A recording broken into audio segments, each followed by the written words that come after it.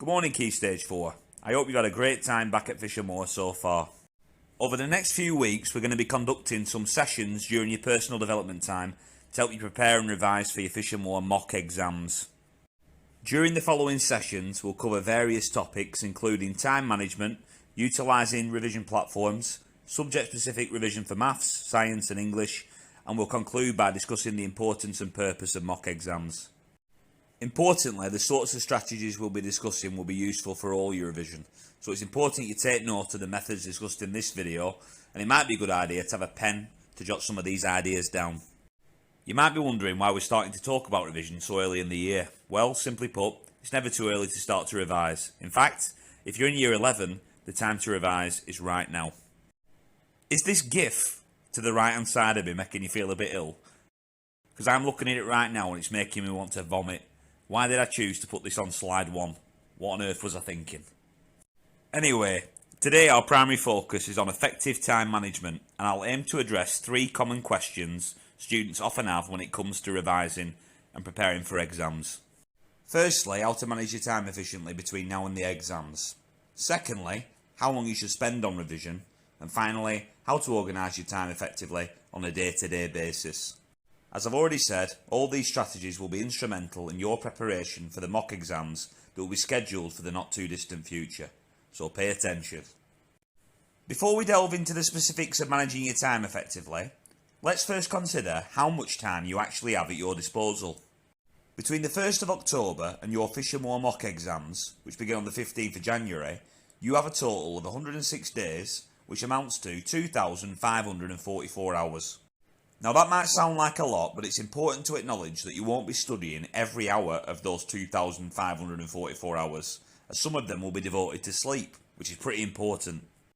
Assuming you get an average of 8 hours sleep per night, which a lot of you definitely don't, that's 848 hours of sleep over 106 days, leaving you with 1,696 hours when you're awake and fully functional.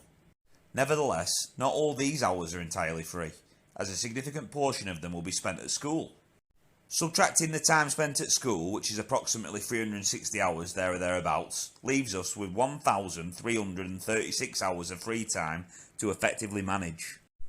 I just want to pause here a second to say that all those years observing Dr. Hassan's excellent math lessons are clearly paying off. What a legend. Anyway, now let's discuss how to allocate these 1,336 hours efficiently. 1,336 hours is roughly the equivalent of 55 days, but you'd be a maniac to spend every spare moment of your life revising. You need time to relax, unwind and live. So let's decide how to spend your time so that you can enjoy yourself, but also get enough work done to flourish in your exams. At Fisher Moor, you have 9 subjects to study at GCSE, and it's advisable to spend an average of 2 hours per week revising for each subject. This totals to 18 hours per week for all subjects, which is the equivalent of 270 hours over the 15 weeks leading up to your mock exams. 270 hours total, or 18 hours a week, might sound a lot, but if you spread your revision out and stay on top of it, it's not actually as much as you think. Plus, your own work counts as part of this time too. And this still leaves you with over 1,000 hours to engage in activities you enjoy, such as going to the gym, attending sports practices, spending quality time with friends, watching Netflix, or indulging in video games like annoying teenagers. So, in other words, you can plan to devote the appropriate amount of time to your studies and still have literally 1,000 hours to relax. So you ain't got it that bad really, have you? Now, one of the most frequently asked questions I get asked by students is, how much revision should I complete a night? How many hours of revision are sufficient? There are no hard and fast rules. What truly matters is the quality and quantity of your study sessions. You must maximise your study time by employing effective strategies and minimising distractions. That's the important thing. The key is to engage in consistent, focused revision rather than attempting to cram extensive hours. Research suggests that dedicating between 15 to 20 hours per week to revision is a good guideline, and our recommendation of 18 hours per week falls within this range. But just to be clear again, your weekly homework makes up a large quantity of this study time. So for instance, if your English teacher is asking you to complete an educate task on Act 3 of Macbeth, That constitutes revision and should be considered part of your 18 hours of study. But again, I want you to remember, it's about maintaining consistent effort and not just spending prolonged hours studying. You won't impress anyone if you spend 5 hours a night relentlessly looking at your science textbook. Good revision means employing effective tactics, maximising your time, which means taking breaks so that you can concentrate on what you're learning, and avoiding distractions. And obviously, one of those massive obvious distractions is your mobile phone. In fact, Mr. Thomas told me the other day that pupils who complete work whilst their mobile phone is in the room with them end up scoring much lower grades than pupils who study without any distraction close to them. Perhaps it's an idea to leave the phone downstairs for a bit whilst you make your revision notes. If you're spending ages revising but you're distracted most of the time, then you're wasting your time. So how can we make sure that our time isn't wasted? Evidence also says that you should revise little and often. You need to build a routine of chunking your work. You've probably heard me use this analogy before, but you need to think of revising like eating a steak. If you try and eat a steak in one go, you're probably going to die because you'll choke to death. So rather than trying to eat an entire steak in one big gobble, it might be more appropriate to use a steak knife, chop it into little pieces, and devour it piece by piece. That's what I'm trying to get at. To aid in managing your study sessions effectively, consider employing the Pomodoro technique. What does Pomodoro mean? Who is Pomodoro? I have no idea. I'm not going to look it up either. It's just called the Pomodoro technique. Anyway, the technique is quite simple. It entails 25-minute intervals of concentrated work, followed by 5-minute rest breaks. It's a way of breaking down a 2-hour revision cycle into something a bit more manageable. After completing 4 such cycles, you can take a more extended break. This approach will help you stay focused, minimise distractions, and sustain your concentration during long study sessions. I'm here at 11 o'clock on a Friday night talking about the Pomodoro technique. What's happened to my life? Anyway, the Pomodoro technique has a few steps. Step number 1. Select a task to focus on. Don't just say to yourself that you're going to revise some English, or some science, or some maths. Be specific. What specifically do you need to revise?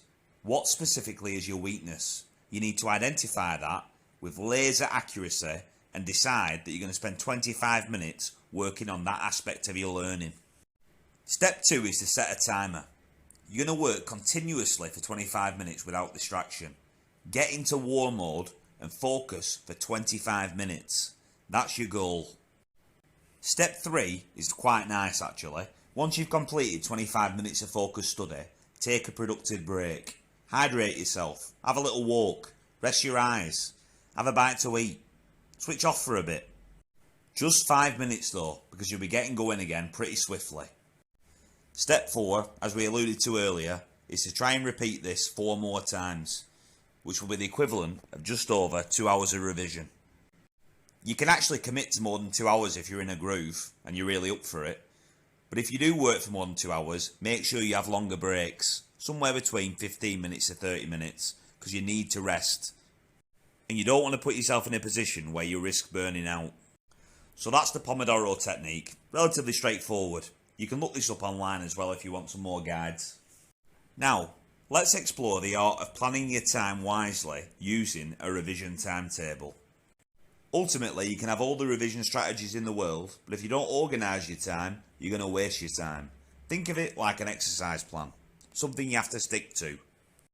Or try to stick to anyway. It's more like a guide, a roadmap of how you're going to spend your time over the course of the coming weeks. If you get it written down in a table, it'll help you create a more stable routine. Write down exactly what you want to do, when you want to do it, and try your best to stick to that routine. That way, you're going to do plenty of revision and be more than ready for the mocks. Begin by listing all the subjects that you need to cover and any pending homework assignments. Then incorporate your personal interests and activities, such as gym workouts, sport practices, social gatherings, sports events, or even just watching TV or reading a book or something. Following that, allocate time for your study sessions, ensuring they fit comfortably into your daily schedule. Remember, we're aiming for around 18 hours-ish. There are so many free websites that you can use to make a revision timetable, but if you're really stuck, just go and ask your teacher to print one off for you. Pretty much anyone in the school will be able to do that for you. Programs like OneNote on your phone are really useful for helping you to organise your study time, and there are hundreds of revision timetable apps you can easily download from the App Store, so there's no real excuse for not making one. When you're filling in your blocks of time, remember to incorporate breaks and avoid scheduling study sessions immediately after school, as you need some time to unwind. Keep your timetable flexible and tailored to your specific needs, and be sure to include time for all subjects, not just your favourites. There's no point in revising stuff that you're totally confident with. Also, it's wise at this stage to make sure you're kind to yourself and plan a few days off here and there. Even Tyson Fury has rest days. In conclusion, it's paramount to commence your revision early, cultivate effective study habits like the Pomodoro technique, and master the art of managing your time efficiently. So, once again, in summary. Number 1, get started as soon as possible. Start revising now, and I promise you, it'll pay off down the line. Number 2, revise little and often. That's the best way to stay focused and not overwhelm yourself. Number 3, be humble enough to take a break. You'll get nowhere by exhausting yourself, and you won't see gains if you overdo it. Remember, 18 hours is that sweet spot. Number 4, if you miss a day, don't beat yourself up. Just make sure you don't miss 2 days. Keep pushing forward and try your best to stick to your routine. Number 5, use the Pomodoro technique. And that's the last time I'm going to use the word Pomodoro in this video, I promise.